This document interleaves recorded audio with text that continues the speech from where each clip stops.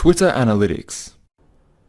Let's assume that you have a few tweets out there, your Twitter is all set up, and you are trying to draw content. The next step is to track what works and what doesn't.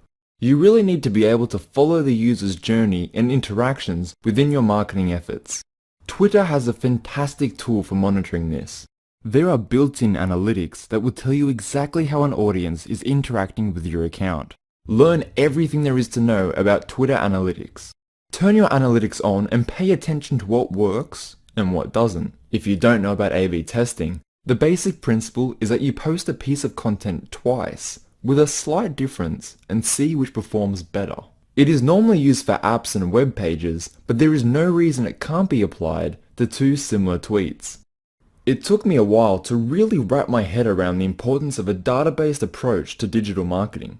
I think the biggest breakthrough I made in this regard, or should I say the biggest mistake I was making, is perfectly represented in this nifty little infographic. The time of day had an effect on the responses I saw for my tweets. You should study this and align your posts with your targeted market. I mean, it makes perfect sense, but it's just something I never thought of until analytics made blatantly obvious. This is where online marketing really gets a little bit amazing. All that data and how if you study it with a bit of skill, you can get the behavior of millions of different people down to a science. Closing words. In closing, I hope you learned something useful towards marketing on Twitter, because that is the real secret to marketing. The only way to stay ahead in the industry is to know more than the next guy.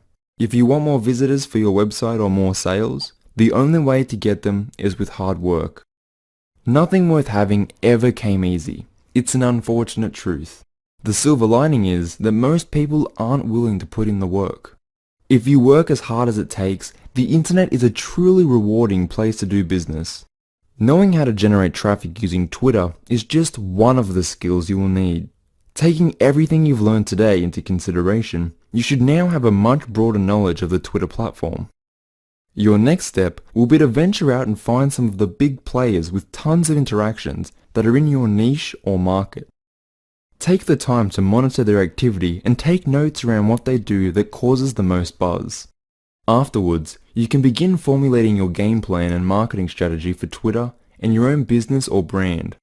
As a point, always try to monitor your progress and analytics, which Twitter now provides within the dashboard to help you out. Lastly, thank you so much for taking the time to go through this course. I wish you the best of luck on Twitter.